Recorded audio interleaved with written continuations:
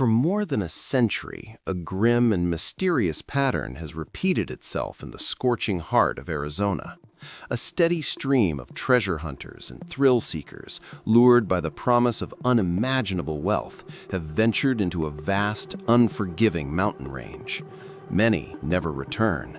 Those who are found tell a silent, horrific tale, a tale written not in gold, but in blood and sand. Their headless bodies, discovered under bizarre and often impossible circumstances, serve as a grim warning. There is something in these mountains that does not want to be found, something that guards its secrets with a terrifying and ruthless permanence. This is the story of the Superstition Mountains and the curse of the lost Dutchman's gold mine. Our specific story begins in the blistering April of 1958. Even for Arizona, the heat was unnatural, oppressive. Daytime temperatures hadn't dropped below a punishing 86 degrees Fahrenheit for 2 straight weeks. Under this merciless sun, Deputy Benjamin Cruz of the Pinal County Sheriff's Office slowly labored up a northern mountain trail. His uniform was soaked with sweat, his canteen nearly empty. He was grateful for the spare his partner, Joe Donaldson, had insisted he take. They had been called by 2 college hikers, their faces pale with a fear that went beyond simple distress. Babbling about a discovered campsite and something terribly wrong, they were in no state to guide anyone. Cruz had made them repeat the directions until he was sure they weren't lying, then left them with Donaldson at the patrol car. He'd seen their type before, young minds addled by legends of Apache ghosts and underground cities of gold. About 30 minutes up the trail, behind a small, dusty outcrop hidden from the main path, Cruz found it. The campsite was a silent shotput of violence and sudden departure. The deputy took out his notepad, circling the perimeter. A gun cleaning kit lay spilled, its contents forming a wide metallic circle. Notably, there were no spent shell casings, but the weapon itself was missing, a detail that tightened the knot in his stomach. The ground told its own story.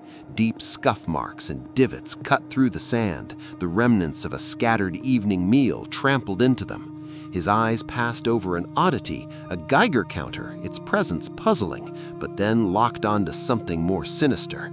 Several feet from the camp's center, snagged on the thorny fingers of a desert bush, was a military-style sleeping bag. Cruz approached cautiously.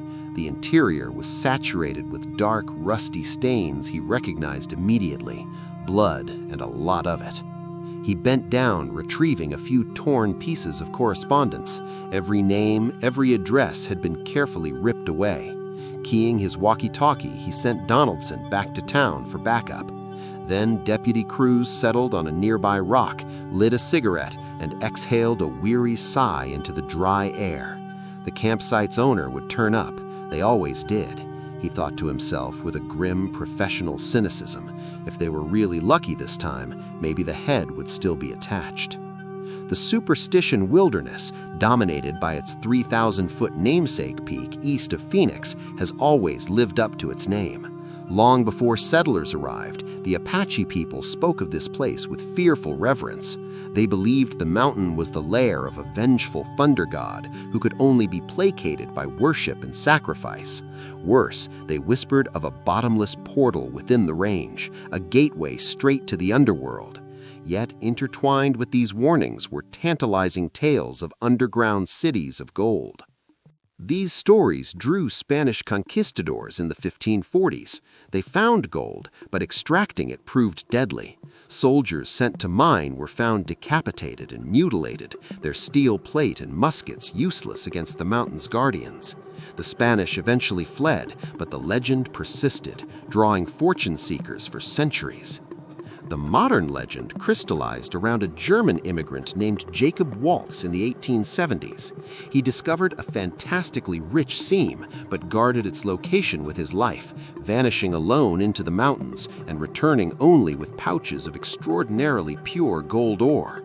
By the time he died in 1891, he'd sold $250,000 worth to the U.S. Mint. He took the mine's secret to his grave, and the lost Dutchman's mine was born. And with it, the deaths began. In 1896, eccentric prospector Elisha Reams was found dead, his head placed neatly on a rock several feet from his body. In 1931, Adolf Ruth announced he had a map and ventured into the superstitions. His skull was found 6 months later with 2 bullet holes in the forehead. His headless body, identified by surgical pins in a previously broken leg, was found miles away. The coroner's bizarre ruling: suicide. The pattern held. In 1947, James Cravey's helicopter drop expedition ended with his headless, blanket-shrouded body found dangling from a cliff ledge. As recently as 2009, obsessed treasure hunter Jesse Capin disappeared. His car was found with his wallet and phone inside. 3 years later, his shattered remains were recovered, wedged in an inaccessible crevice.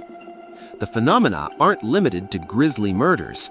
Hikers report strange floating orbs of light and sightings of a skeletal, spectral figure wandering the canyons at night, a flickering lantern in his hand, as if forever searching. One such hiker, Nathaniel Alluri, contacted us with a chilling personal account from 2015.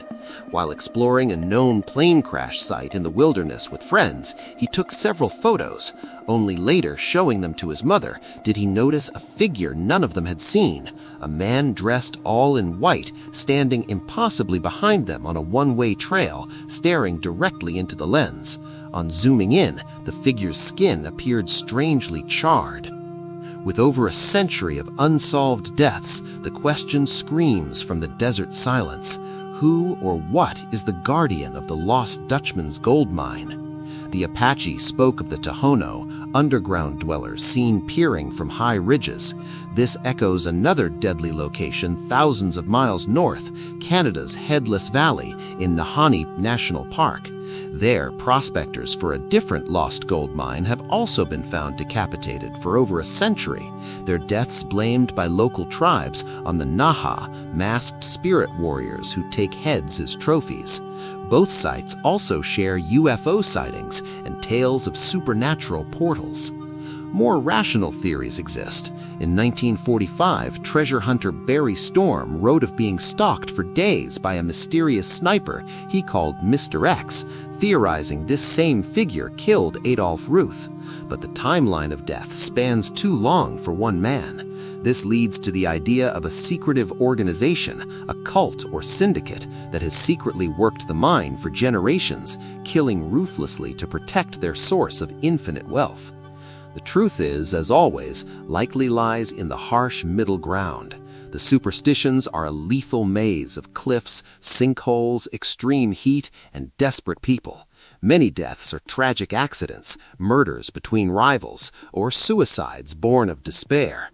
The environment and scavengers can explain much of the bodily degradation, but not all of it. Not the careful placement of heads on rocks, not the bodies found frozen beside still burning fires, not the figures in photographs that shouldn't be there.